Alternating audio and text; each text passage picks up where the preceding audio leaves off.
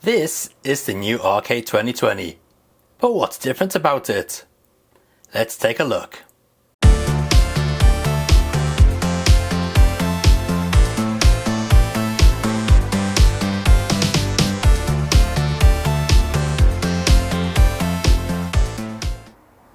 Yes, so this is the new RK2020, but what is so different about it from the original?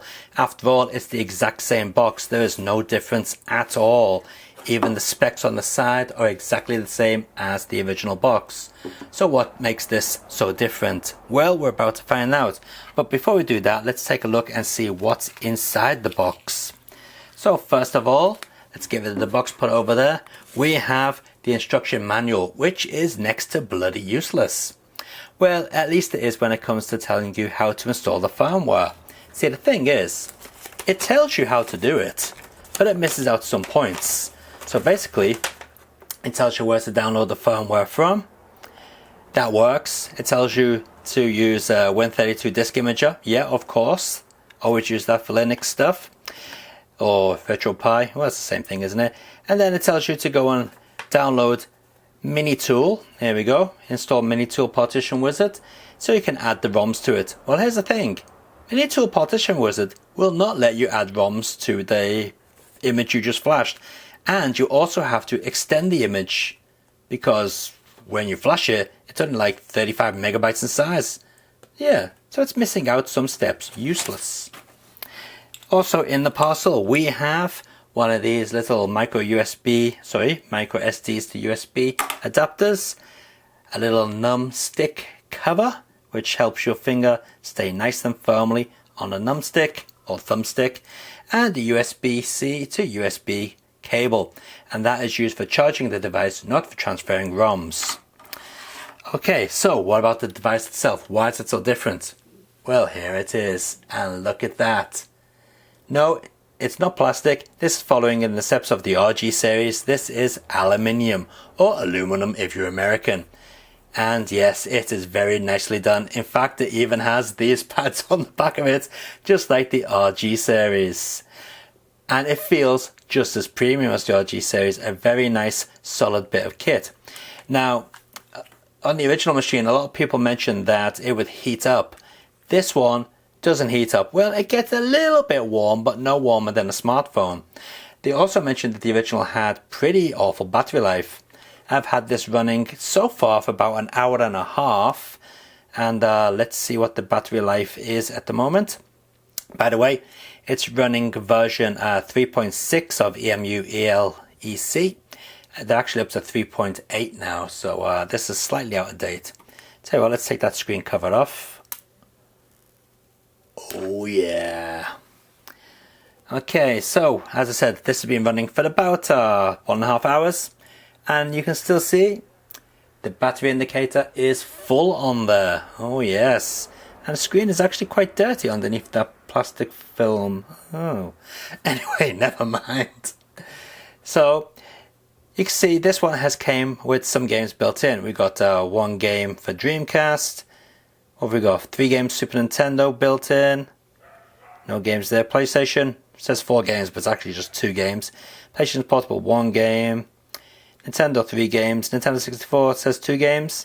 MAME, we got 2 games in there. Game Boy Color, 3 games. Game Boy Advance, 5 games. Game Boy, 8 games. And Final Burn Alpha, 3 games. Okay, so it came with a few games built in. And that's the problem. So unless you have a Linux device, transferring games onto this thing is a pain in the backside. Unless you have a Wi-Fi dongle to plug into the back, and then you can connect to it over Wi-Fi via a PC. But you can't just drag and drop games onto it using a PC because it uses Linux. And you can't just drag and drop games onto the micro SD card because it's Linux formatted, so you need a Linux device again. And you also can't drag and drop files onto it using the USB socket because that is used for charging the device. So yeah, it is a little bit awkward to get stuff onto here. Now you may be thinking, why don't you just use one of the setup option menus, such as the file manager? Well, it doesn't work. Well, it works, it comes on, but for some reason it's in vertical mode, it's in landscape mode. But even when you connect the PC keyboard to it via the USB socket at the top, there's no cursor key movement. You can't move up and down. In fact, to move down is actually the insert key, and to move back up, I have no idea. The D-pad also doesn't do anything either, and neither does the analog stick or any of the buttons. So it's completely useless on this device. I don't know why they put it on there. So yeah, basically if you want to transfer games onto this, you've got to get yourself some sort of Wi-Fi dongle or set it up using, you know, a Linux system. And no, you can't just put the SD card into the Raspberry Pi, because Raspberry Pi won't recognize what it is. Anyway, enough of the bitching. Let's clean up that dirty screen and let's see how this performs. The screen is clean. Time to play some games. Let's start off with some Final Burn Alpha arcade action, and we'll start off with a bit of a Capcom CPS2, Jojo's Bizarre Adventure.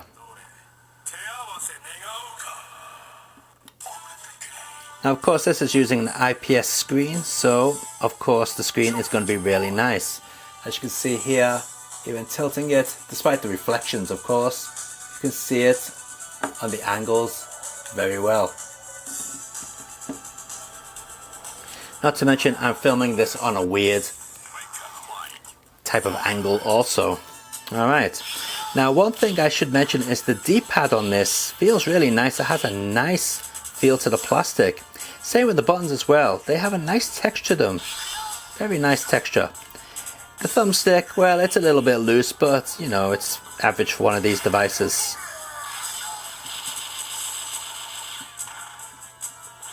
But the D-pad has a really nice feel to it. Nice and solid. Feels very firm. Not too firm though that you can't do moves. It feels like a quality D-pad, put it that way.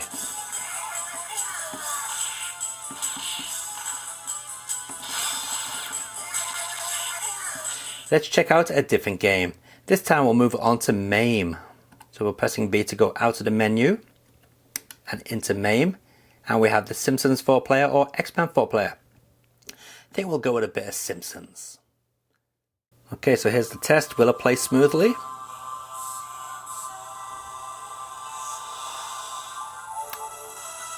Yep, it seems to be playing that pretty smoothly. No juddering in the audio. That's good. Okay, insert a coin. And looks like we're going to go Marge because we're player 1.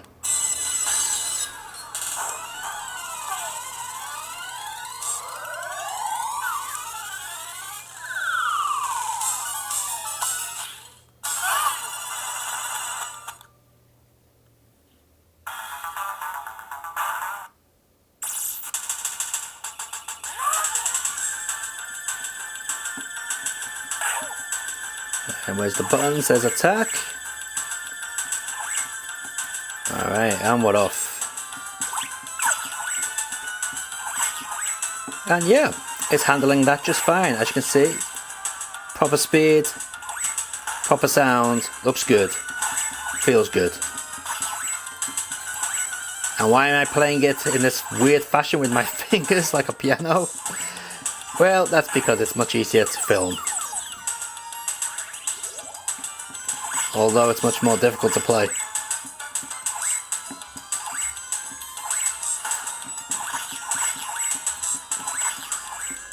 Time to check out some other formats, and we'll start with the Game Boy Color. So we know basic arcade stuff seems to be working reasonably well, but how about this? Well, this is a Game Boy Color game that uses a couple of graphical tricks, such as the way the waterfall is rendered there, and it seems to be handling that just fine. So we can move around the map and take a look. Yeah, looks good. So this isn't really my sort of game, it's a puzzle type game. But apparently it's meant to be a fairly popular one.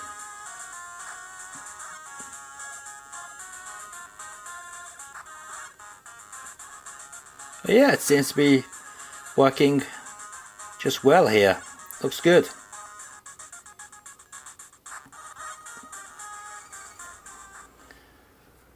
Alright, this is Wario Land 3, a game I've never played, so it's going to be kind of interesting to see how this performs on this device. So here we go, the Outer Woods.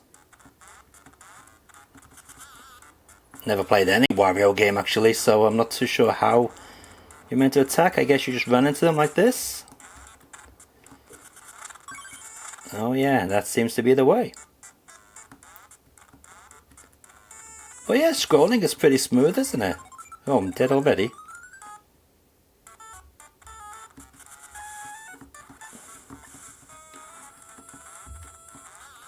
Oh. Alright, so we know Game Boy Color games are working very well. Let's take a look at original Game Boy games and see how they handle. Again, just like the Game Boy Color games, the original Game Boy look really nice on this IPS screen. Very nice.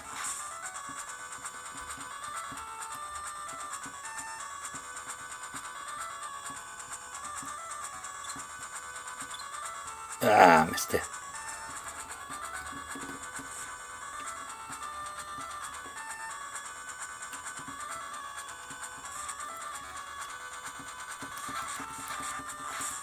Okay, let's move on to the next system. We'll take a look at Game Boy Advance, see how it handles that. And here we are with Street Fighter Alpha 3 running on the Game Boy Advance. Now every time I play this game, it usually makes me fight Blanca or Dalsum. Please don't make me fight one of those two again. They're the two worst characters in the game. Ow! See? Bloody Blanca. Alright, let's see how it handles this. It's going to be a bit awkward playing it on this strange angle, but we'll give it a try. Yeah. There we go, we can use the analog stick, might be easier.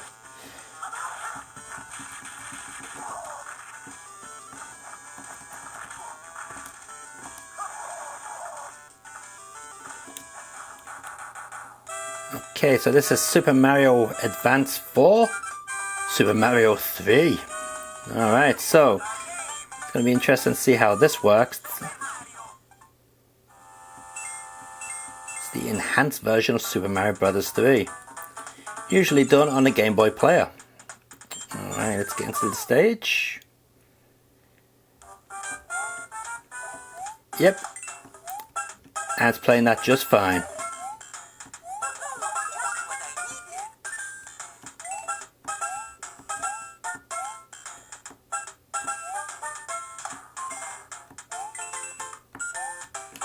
Oops.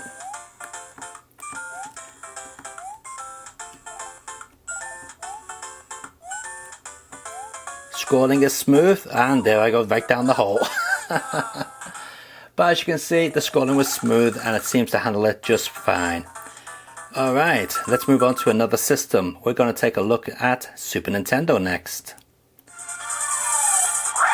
By the way, I should point out how to change the volume on this device. You hold select and then push up and down on the D-pad. See, like this?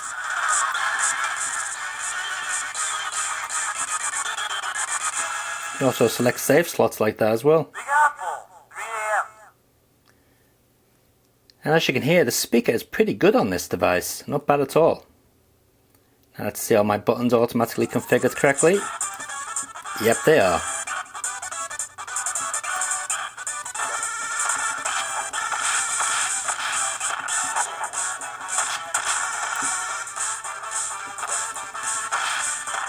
And it's nice to see it hasn't stretched the screen completely to fill up the widescreen aspect ratio. As you can see, we've got black borders down the side there. That's good. So it's keeping a nice 4:3 aspect ratio.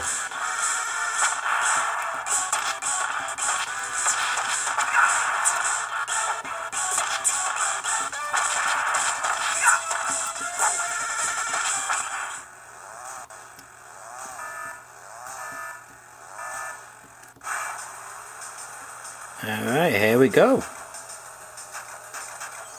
Never actually played this one, so this is the first time I've ever played it. Let's see, the L and R triggers work. Yep, that one jump shoot. Yeah, L and R triggers are working. Oh, so are the L2 and R2 buttons. They seem to change the camera. Yep. Alright, so all the buttons are configured. That's good.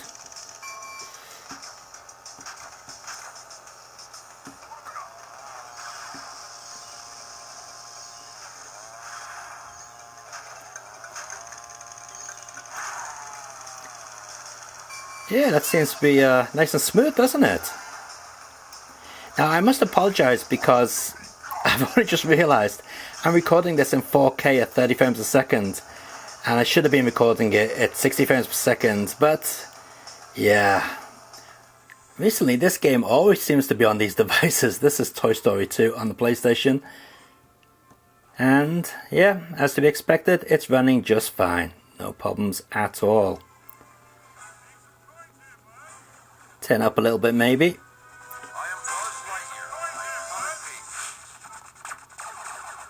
But yep, as you can see, nice and smooth. Can we go through there? Yes, we can.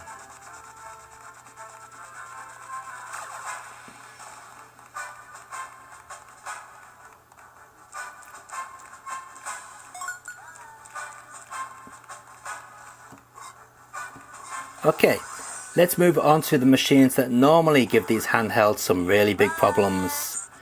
They are the Nintendo 64 and the Psp and Dreamcast. Best not to expect those machines to work properly because you will be disappointed. I'm expecting anyway. Okay, so what we'll do is we'll boot into RetroArch and we'll try and change the emulator for Nintendo 64 because the one that's set to default doesn't seem to work very well. Okay, let's see. Cores. Load core. Okay. Nintendo 64. Let's go with that one. Did that load it? Who knows? Alright. And let's load content. Oh, wait. Maybe this is how I can access my other games, because if we look in there, there's Propeller Arena that I put on for Dreamcast. Ah, here's the Nintendo ROMs that I put on here too. Alright, cool.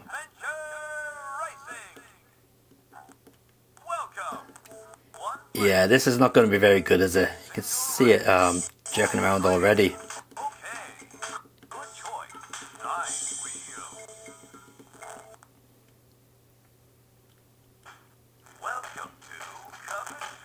Yeah, that's awful. Okay, let's get out of that and let's change the core to the Mupen core, or however you pronounce it, and see if that works any better. Nope, it's just the same. Awful. Alright, we'll give up on Nintendo 64. Let's go and take a look at some Dreamcast. Alright, let's get rid of that Nintendo 64.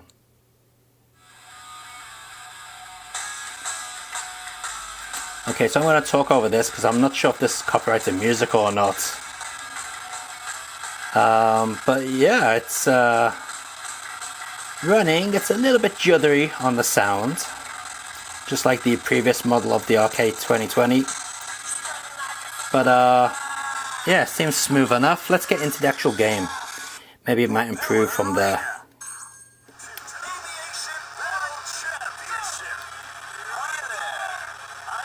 Yeah, the audio is a little bit juddery, isn't it? Yeah, that's a shame. Yeah, it's a little bit slow as well.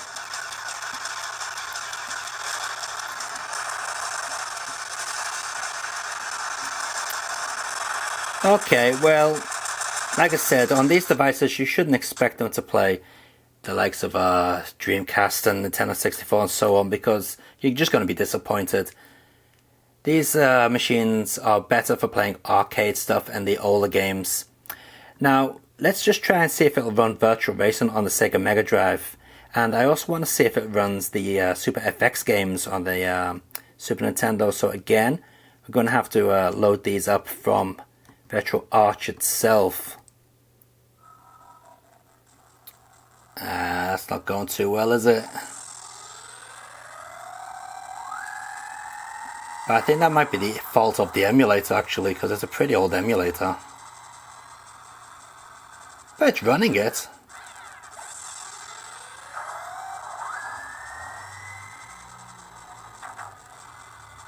Let's get into the actual game.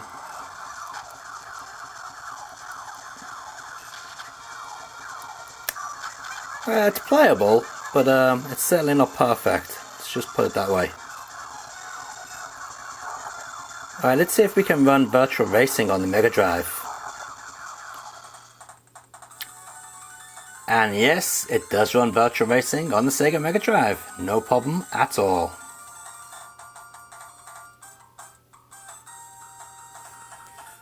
Give it a quick play test.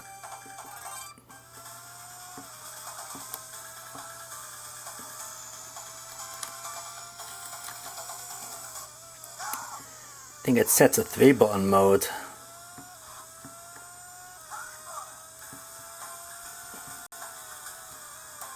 Drake must be up here. Yeah, there it is. But yeah, that's working just as it would on a Sega Mega Drive. No problems at all.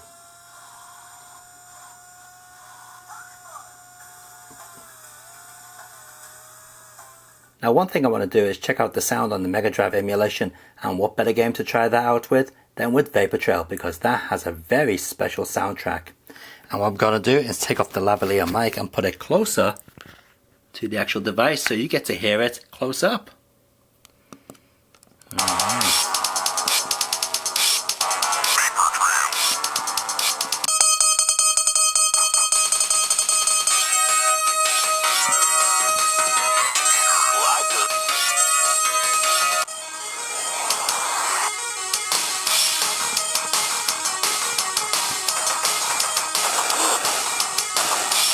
Oh yep, that sounds just like it should. That's great.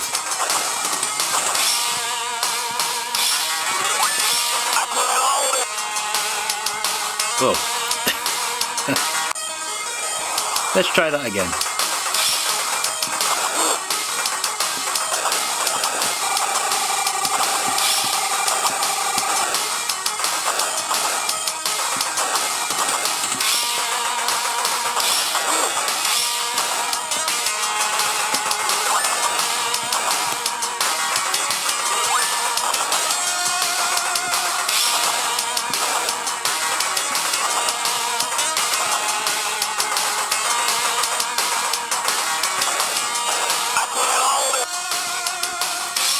Okay, well there you go.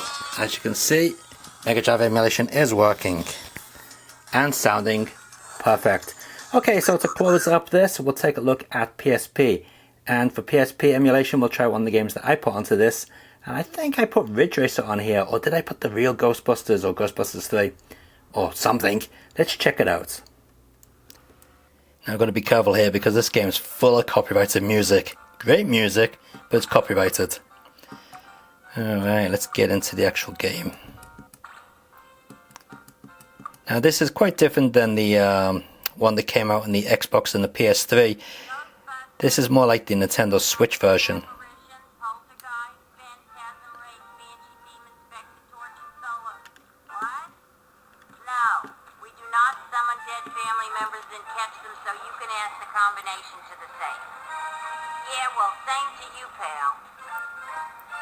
Another exciting night, huh? Okay, well that seems to work pretty well. Oh, look at that. If you didn't put it in there, you don't want to eat it. That's smooth as well. It looks like cottage cheese. Alright, now how do we turn round? Because the PSP only has one analog stick, doesn't it? So how do we turn round? Oh, that's it. We need to press the buttons. Alright, so up here we go. Moving up quite nicely. It looks good. Great. Danger is our life.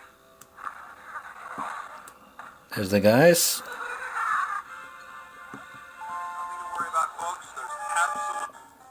Okay, the sound is skipping a little bit, but we still seem to be pretty fine with the actual game. Or do we?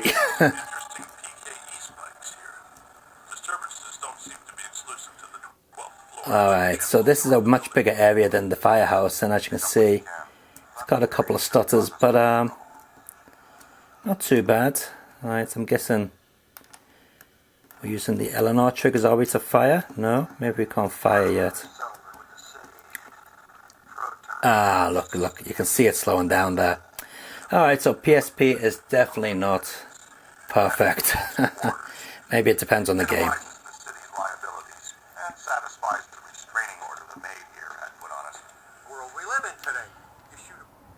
So there we have it. That is the RK2020 Aluminium Edition, or Aluminum Edition, whatever you want to call it. I do feel they have stepped up their game and the quality of the materials used to make the device. Not only is the case a lot more solid, but the buttons do feel nicer as well. Now, one thing that did confuse me on the back of it, right there, it actually says TV, but this is not a TV out port, it's just a headphone socket. I did try it connected up to the TV, and yeah, you don't get any picture from it, or any sound, come to think of it. It only works with headphones, so I'm not sure why they typed TV on the back of there. Idiots. Anyway, there we have it. Emulation wise, it's the same as all the other devices of this caliber, all the devices this is competing against. It's pretty much the same. So it all comes down to price. Now currently this is on Amazon, that's where I got mine from. I'll put a link in the video description down below. I'm not going to bother saying the price because every time I do, the price changes. So please go and check out the Amazon link if you're after one of these. If I find it available anywhere else, I'll put the links down there for those places as well. But yeah, it's an improvement over the original. Battery life seems to be better. Same as other machines of its type again, such as the RG series. Seems to be a pretty similar battery life to that machine. Anyway, that's all we got time for in this retro core, but we'll be back with some more some more Chinese hardware in the future. Until then guys, keep on gaming and enjoy your games. See ya.